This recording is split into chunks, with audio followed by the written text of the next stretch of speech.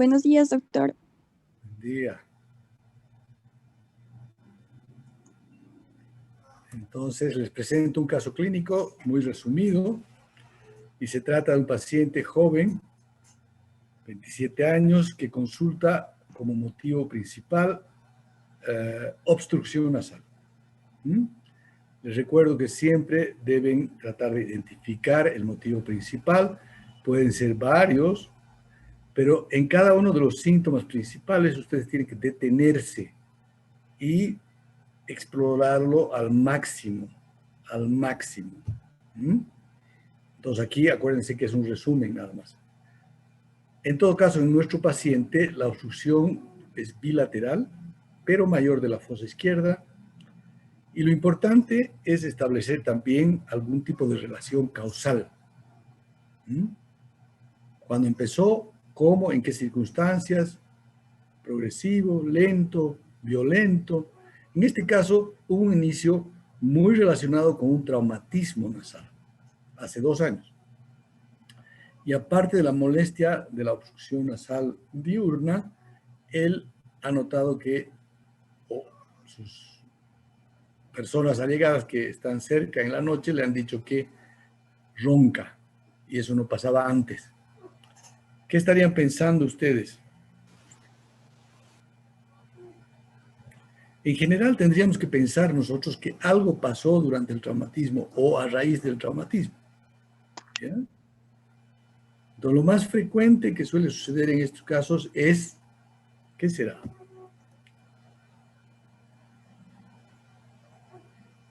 Son desvíos del tabique nasal también.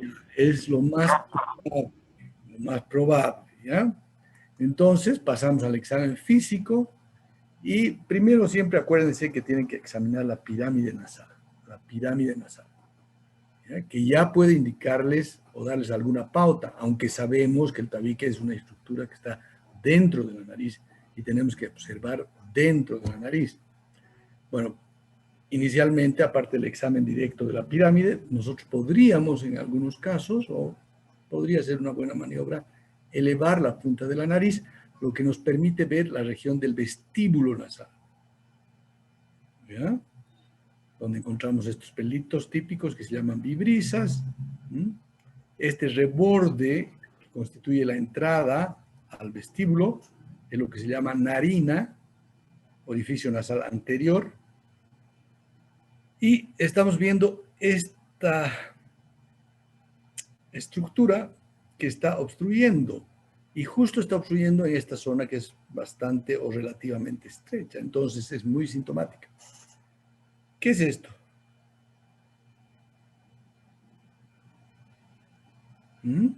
Porque aquí solamente deberíamos ver nosotros la columela,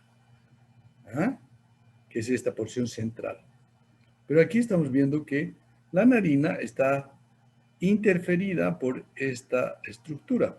¿Qué será eso? ¿Qué dice? ¿El tabique? Bueno, ¿qué parte del tabique? ¿Septal? No sé.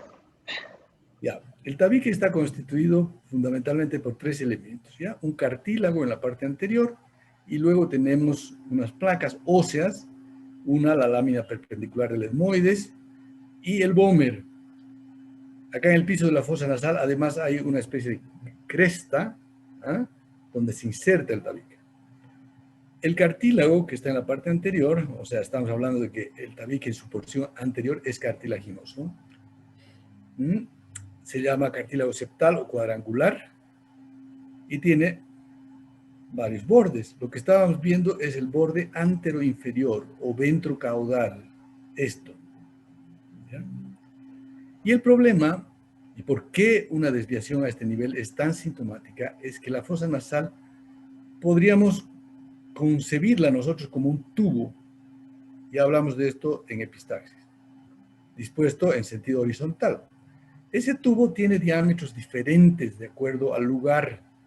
En la región anterior es el lugar más estrecho, acá. Acá se agranda y acá también es grande, a nivel de los orificios nasales posteriores, que se llaman también, ¿cómo se llaman? ¿Mm? Coanes, creo que. Coanas, se llaman coanas. Bueno, a este nivel nosotros tenemos lo que se llaman las válvulas nasales, ¿ya? Tenemos una válvula nasal externa, que es el reborde de la narina, esto. Luego viene el vestíbulo, y en la zona que corresponde a la unión de cartílago lateral superior con lateral inferior, acá en esta línea, viendo de acá, sería esto de acá, tenemos esto que se llama la válvula nasal interna.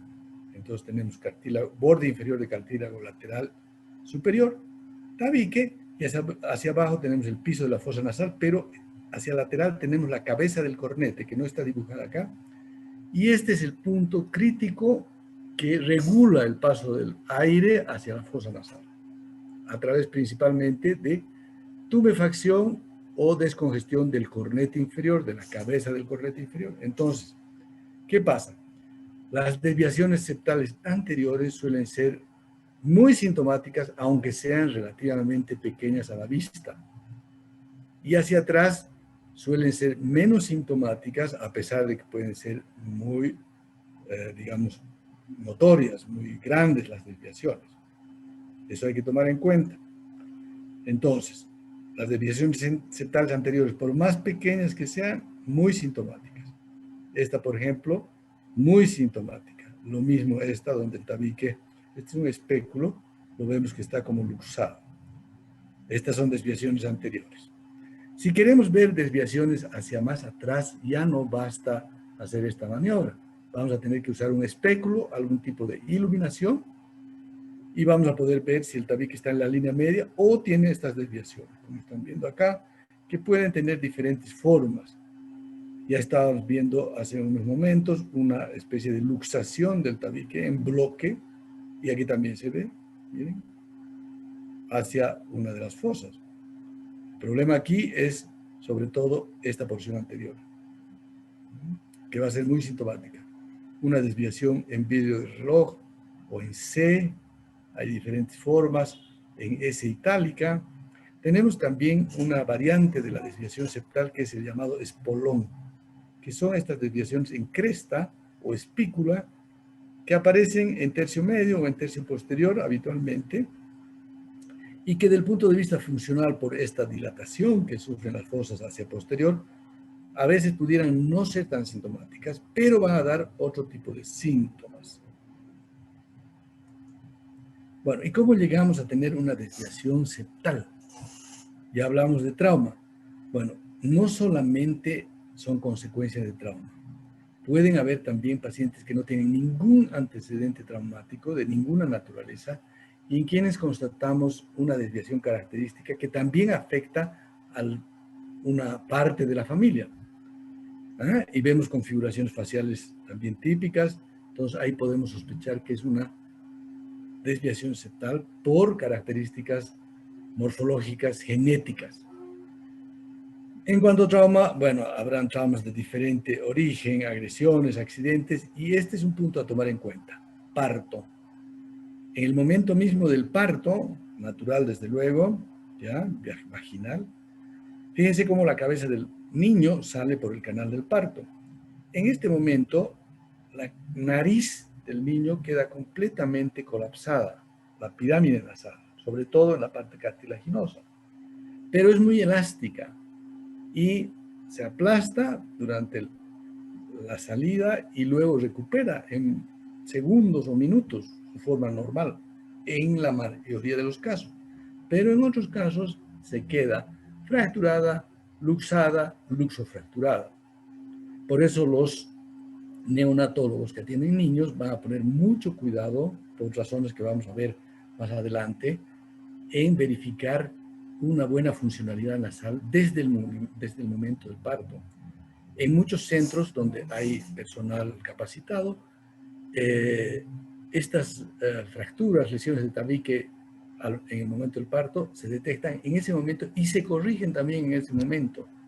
Cuando se hace una corrección muy temprana es mucho más sencillo. Bueno, ¿y qué síntomas vamos a observar en los pacientes que tienen desviación septal? Fundamentalmente obstrucción. Y de la obstrucción nasal, que bueno, va a ser explícita, referida por el paciente, hay una cantidad de síntomas derivados que habrá que explorar. A veces no salen en la consulta espontáneamente. Ya dijimos que van a tender a respirar por la boca durante el día y en la noche tienden a roncar, dormir con la boca abierta. Muchos se quejan de lo que se llama descarga posterior. Hay la sensación y ellos sienten que degluten una secreción permanentemente. Lo que ocurre es que la mucosa nasal produce mucus y ese mucus normalmente es transportado hacia la faringe, hacia la nasofaringe o orofaringe en forma inconsciente, o sea, ese momento en que la secreción nasal es deglutida es prácticamente inconsciente. Cuando hay desvíos del tabique, hay trastornos en la cantidad y en la calidad de ese mucus, que suele ser más espeso. Entonces el paciente ya siente y le molesta que va tragando cada vez algo. Hay que averiguar el carácter de esa secreción, ¿no? Y les dirá que es mucosa transparente.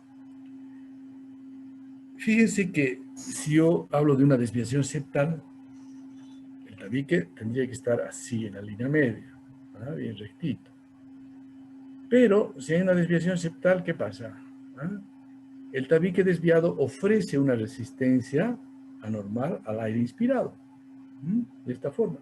Y esta zona de acá empieza a sufrir cambios, empieza a secarse, empieza a presentar atrofia en el epitelio, metaplasia a epitelio plano, escamoso, costras, epistaxis, pueden aparecer úlceras en esas zonas septales y en los casos más graves donde el paciente tiene el hábito de retirar esas costras en forma compulsiva y a veces agresiva, entonces aparecen perforaciones septales. Y vamos a hablar de esto que es la cefalea rinógena enseguida. Entonces, área de ulceración en el tabique por desviación que puede derivar en perforación, aquí perforación. Les comento que las perforaciones septales pueden ser causadas por lesiones estructurales del tabique, desviaciones, pero no es la causa más frecuente. Hay otras causas más frecuentes de perforación. Y acá tenemos el famoso espolón, que pudiera no provocar obstrucción nasal porque está en la parte del tercio medio o tercio posterior, pero fíjense que este es el tabique y este es el cornete inferior. Y la punta de este espolón está prácticamente impactado en el cornete. Bueno, esta impactación que suele aumentar cuando hay procesos de congestión de la mucosa, como un resfrío, por ejemplo, en ese momento ocurre compresión de las estructuras de estas dos y se produce lo que se llama una hemicrania, es decir, dolor habitualmente de la mitad de la cara, de la cabeza, en el lado del espolón. Una vez diagnosticado, hay una contraprueba, digamos, que uno hace y si el paciente estuviera en el momento de la consulta con dolor, uno descongestiona esta zona y a veces obtiene inclusive la separación de estos dos elementos y típicamente el paciente deja de tener el dolor de cabeza, lo cual constituye una prueba para que uno ofrezca una cirugía, una corrección como solución de su problema. Porque obviamente hemicráneas y jaquecas pueden tener no solamente esta causa, sino otras causas. Bueno, otras manifestaciones o cómo se pueden presentar pacientes que tienen un desvío de tabique. Sinusitis, ¿cómo así? Fíjense en esta tomografía que está en plano coronal, más o menos coronal, y tenemos cornetes inferiores, tabique desviado. Fíjense que este cornete inferior, incluso el cornete medio, por el desvío del tabique, ha hecho una hipertrofia compensadora. Lo que pasa es que si este tabique estuviera desviado y los cornetes en su posición lateral normal, esta fosa quedaría demasiado amplia, quedaría como vacía y no cumpliría las funciones que tiene que tener la fosa nasal de acondicionar el aire para que pase a la vía respiratoria baja. Entonces no podría filtrarlo, ni calentarlo, ni humedecerlo. El aire pasaría de largo. Entonces, para evitar eso, Los cornetes hacen lo que se llama hipertrofia compensadora. Bueno, pero en este momento lo que nos interesa es que el tabique tiene un espolón que justo se introduce, fíjense qué tremendo espolón, debajo del cornete medio, que sería el meato medio, y acá en el meato medio desembocan los senos paranasales anteriores, frontal, etmoidal anterior y maxilar. Entonces, si esta zona de drenaje es interferida por alguna estructura, entonces son las condiciones ideales para que se desarrolle sinusitis. Bueno, y la respiración oral crónica, ¿en qué otras consecuencias puede derivar? Inflamaciones de garganta recurrentes, faringitis recurrente o, en casos ya muy prolongados, crónica inclusive, laringitis recurrente, bronquitis recurrente, poliglobulia. Bueno, ¿qué es la poliglobulia? Un exceso de glóbulos rojos en la sangre. El organismo produjo una cantidad excesiva de glóbulos rojos. También, ¿cómo se llama? La poliglobulia. Otro nombre. Eritrocitosis. Bien. Y otro nombre.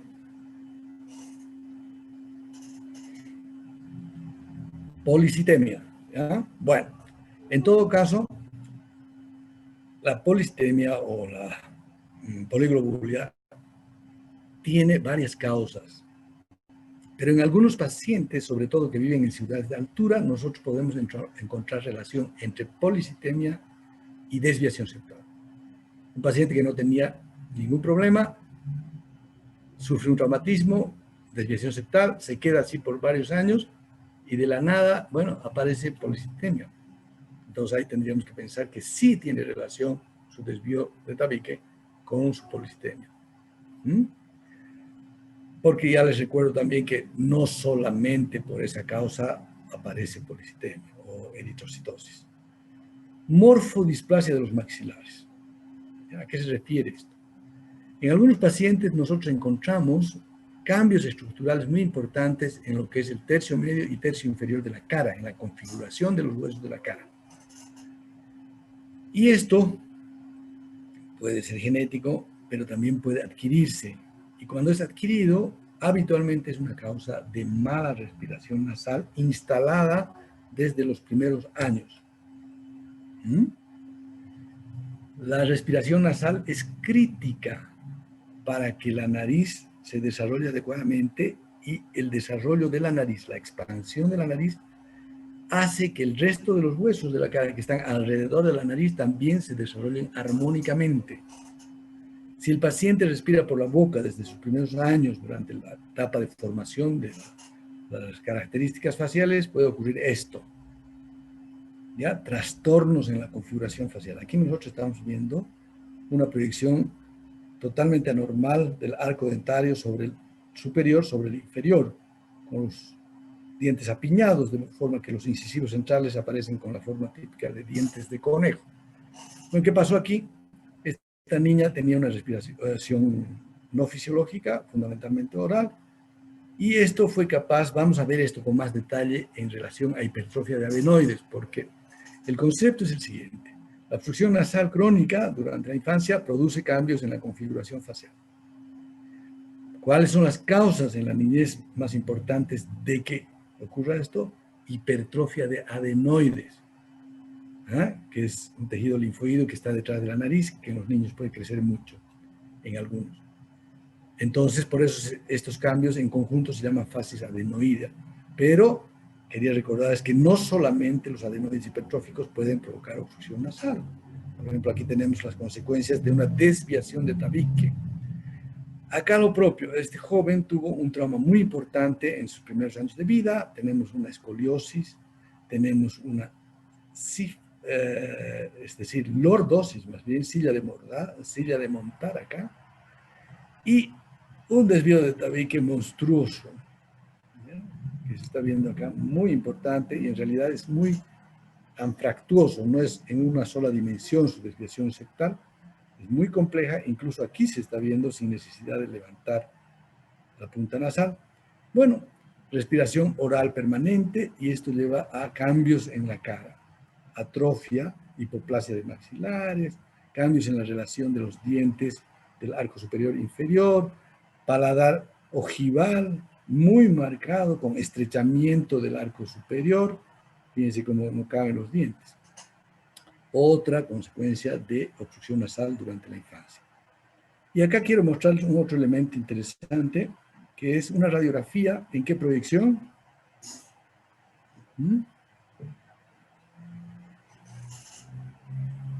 Esto es radiografía de Waters. Estamos viendo los senos maxilares en su integridad. Hay una asimetría. Este seno maxilar está un poco hipoplásico, pero el tabique se ve completamente recto. Y es la radiografía de este paciente. ¿Cómo puede ser esto? ¿Quién sabe? Bueno, lo que le ocurre es que el septum posterior en este paciente no tiene problemas. Sus problemas son de septum anterior. Y eso es cartílago. Y el cartílago no se ve en esta radiografía. Si yo quisiera ver su tabique nasal por imagen, ¿qué examen tendría que pedirle? ¿Una tomografía? Exacto. Por eso nosotros le llamamos a la tomografía el estándar dorado, es decir, el estándar ideal para examinar lo que es cavidad nasal y o senos paranasales. Aparte del resto de los huesos de acá. Bien, entonces, una vez hecho el diagnóstico y estudiado el paciente por exámenes complementarios, como imágenes, yo puedo hacerle una fibroscopía. Hay varias, digamos, es como protocolizado esto para completar el estudio, pero al final hay que llegar a un tratamiento, hay que solucionar. Y en el caso de la desviación de tabique, el tratamiento es quirúrgico, no hay otra forma, y la corrección quirúrgica del tabique se llama septo o septumplastía. Entonces aquí tenemos un esquema donde tenemos el tabique desviado.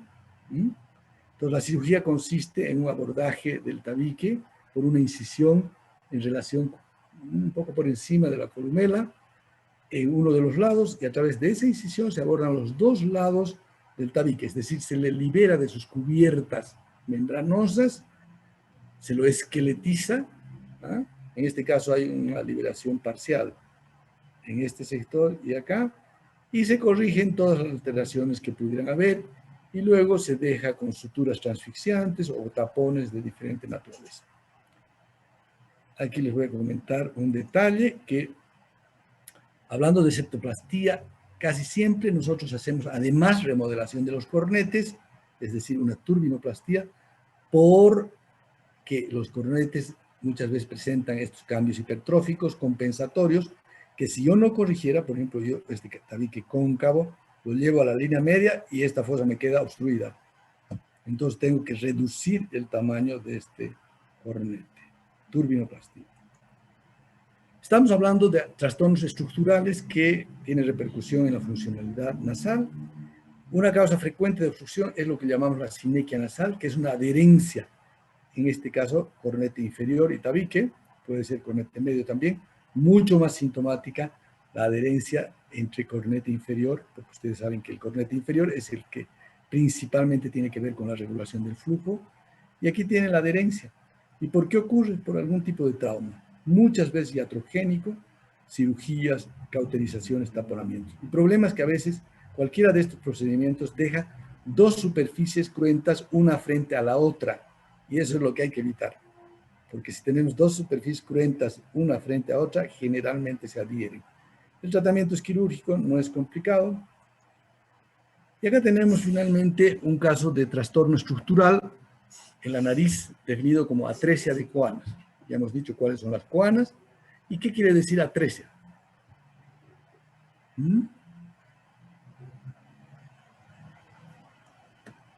Atresia quiere decir falta de desarrollo de un conducto, ¿ya? Lo que deriva en su estrechez estenosa.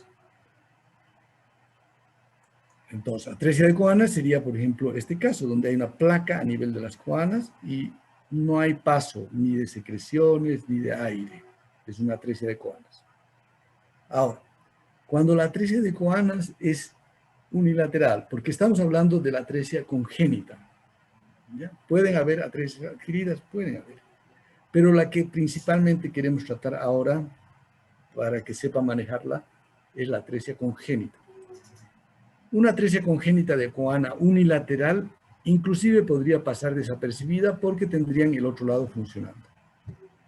Pero esta oclusión congénita de uno o de dos orificios nasales,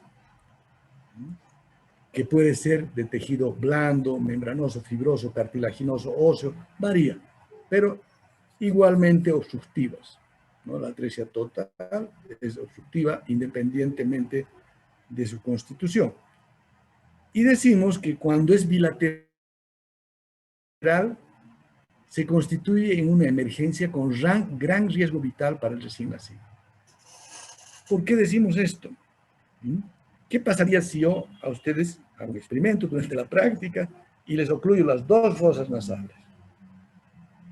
¿Habría un riesgo vital para ustedes? ¿Qué dicen? No, no. De hecho, yo puedo en un servicio de emergencia hacer un taponamiento unilateral, bilateral. No hay problema. ¿Por qué? Porque ustedes inmediatamente empezarían a respirar por la boca. ¿Ya? ¿Qué pasa en el recién nacido? El recién nacido es un respirador instintivo exclusivo nasal. Nace y va a hacer todos los esfuerzos posibles para respirar por la nariz. Y la respiración oral es un proceso aprendido, va a tener que aprender. Y eso no es rápido. Puede demorar horas, día y medio o más. Pero ustedes dicen, no entiendo, porque yo creo que si le tapamos la boca, respira por... Si le tapamos la nariz, respira por la boca. No es así. Cuando un bebé nace con atresia bilateral de coanas, hace un esfuerzo desmedido por inhalar aire y genera presiones de succión negativas muy grandes en la orofaringe. Y la lengua se pega con el paladar blando, sobre todo. Y ahí es... Así respira. Así inhala. Y al exhalar pasa un fenómeno contrario, pero con el mismo efecto. En la orofaringe se genera una presión positiva muy grande que desplaza el velo del paladar contra la lengua. Igual no respira adecuadamente. Es una respiración dificultosa, estridulosa, estridor, ¿no? Muy fuerte, ¿no? ¿Qué pasa? Como no es efectiva la respiración, empieza a tener insuficiencia y desarrolla cianosis. En ese momento, habitualmente llora. ¿Y qué creen que pasa cuando llora? ¿Te empieza a asfixiar? No, empieza a oxigenar. El llanto es un mecanismo donde hay una inhalación y exhalación adecuada de aire y oxígeno. Entonces, ¿qué puede pasar? Que la gente dice, a ver, voy a observar a este niño porque nunca llega a asfixiarse del todo, se recupera, pero no es así, ¿ya? Este ciclo de respiración dificultosa, cianosis, llanto, recuperación y otra vez lo mismo al principio, lo agota después de horas al recién nacido y se muere. Entonces necesitamos implementar un mecanismo de emergencia para salir del paso en ese momento. ¿Qué hacemos?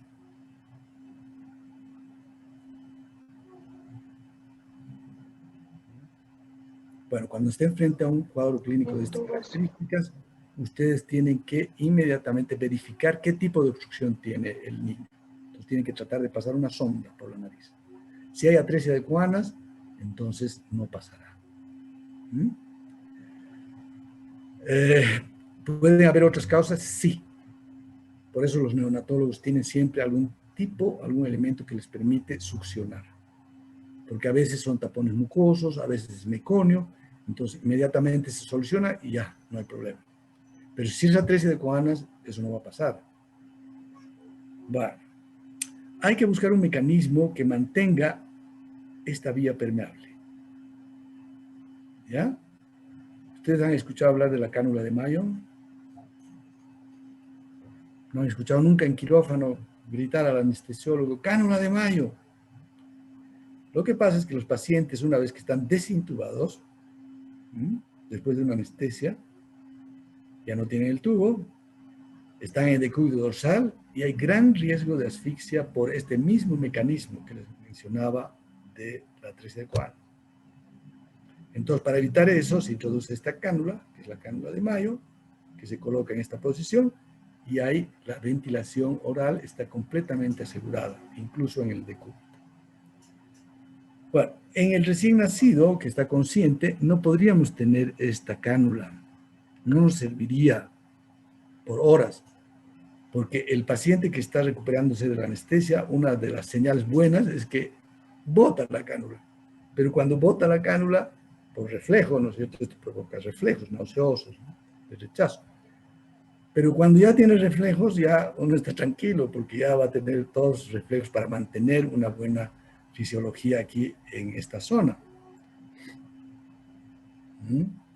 Bueno, en los recién nacidos se utiliza idealmente esto que se llama cánula de McGovern, que están viendo acá, que tiene la forma como de un chupete, pero que tiene un orificio bastante grande acá, es el más importante, y se fija por algún sistema así a la mejilla o a la nuca del pacientito, y así se quedará este niño hasta que haya una solución quirúrgica definitiva. Ahora, el otro problema que viene es cómo se alimenta. No podríamos usar una sonda nasogástrica porque está ocluida la nariz, entonces fíjense que esta sonda está viniendo por un ladito y va a tener alimentación por un tubo orogástrico. ¿De acuerdo?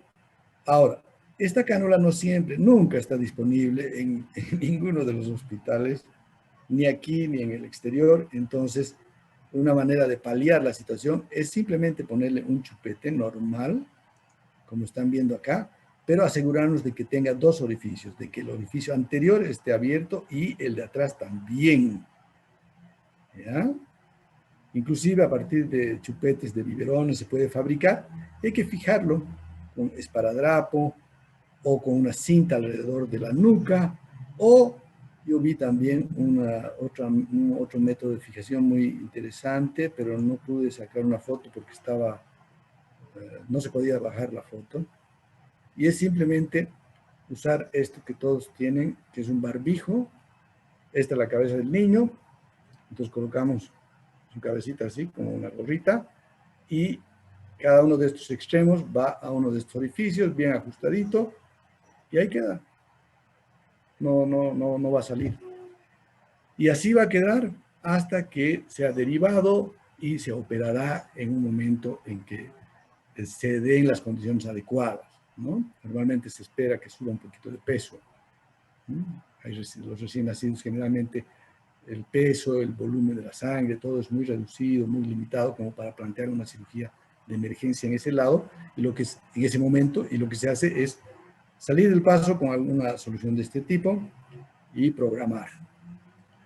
Muy bien, tenemos unos minutos para que ustedes hagan sus preguntas. Bueno, lo interesante es que hayan tenido una concepción un poquito más amplia de lo que son las consecuencias del desvío de tabique, para que ustedes puedan detectar en sus pacientes, sospechar, detectar, evaluar y derivar. Si es que no son ustedes especialistas y no lo van a operar, bueno, ya saben, ¿no?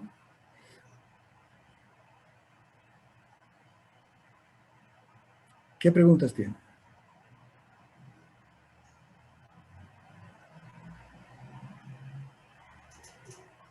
Bueno, como anécdota les cuento que yo he diagnosticado algunos casos de atresia de coanas, bilateral, inclusive atresias de narinas. Es muy raro una atresia de narinas. Simplemente ustedes levantan y aquí no hay nada. Es como una membrana bilateral. Y el caso que yo detecté fue en un lactante como de cerca de 2 años, año y medio, 2 años. Venía del campo y la primera pregunta es ¿cómo sobrevivió?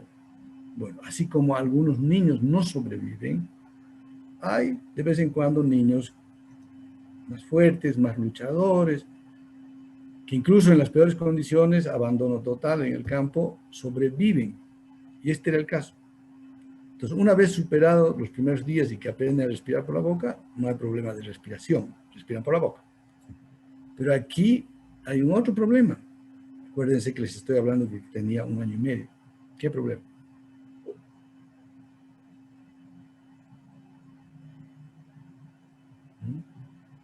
¿Cómo se alimentó? ¿Cómo se alimentó? ¿Ya? Para poder lactar, para poder succionar, es crítico que la nariz esté respirando, porque la boca va a estar ocupada. Entonces la nariz tiene que respirar. Para mí era una duda total. ¿Cómo sobrevivió? Y no se veía desnutrido, se veía con buen peso, gordito. Entonces, tuve que pedirle a la señora, ¿no es cierto? Le dije, señora, ¿puede darle pecho? Por favor, dele pecho a su bebé. Quisiera ver cómo se alimenta. Y fue espectacular. Lamento mucho no haber tenido una cámara. Tengo fotos, pero no es lo mismo. Tenía que haber filmado. Y lo increíble es que el niño se ponía en el pecho y se convertía en una máquina de succionar rápido. Hacía unas succiones muy rapidito sin respirar. ¿Ah?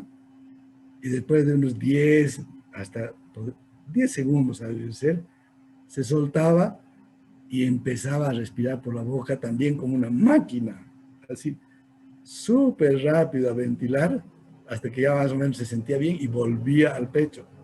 O sea, realmente una situación conmovedora, como un niño lactante puede luchar para sobrevivir, ¿no? Se dio modos,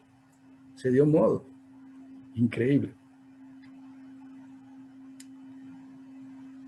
Bien, entonces. Doctor, Dime. ¿y cuándo se le realizaría esta cirugía al niño o le formarían unas narinas? Sí. ¿Él empezaría a respirar instintivamente por ahí o seguiría respirando por su boca? No, la respiración o el instinto de respirar por la nariz es innato, es muy fuerte. ¿Mm? Entonces, hay que colocar unas prótesis porque tienden a reobstruirse igual en las coanas. Son como unos tubos que hay que dejar meses. ¿Ya? Pero el cambio se nota inmediatamente. Es lo que pasa con los niños obstruidos por adenoides. El día que yo opero a un niño muy obstruido por adenoides, esa noche empieza a respirar por la nariz. Después de haber estado roncando y respirando por la boca años, esa noche de la cirugía empieza a respirar por la nariz. Y ya no ronca, por eso los papás llaman y dicen, doctor, primera noche que estamos durmiendo bien, etcétera, etcétera. Bien, entonces, en resumen, muy agradecida la cirugía funcional nasal, muy agradecida. El paciente se alivia o debe aliviarse completamente. Bien, entonces quedaríamos hasta la próxima semana. Vamos a ver temas sinusitis, les voy a pasar el material. Muy importante, sinusitis, lo van a ver mucho en su práctica profesional y tienen que saber manejar adecuadamente. Que les vaya muy bien, jóvenes. En eso quedamos. Hasta la próxima semana. Gracias, doctor. Hasta luego.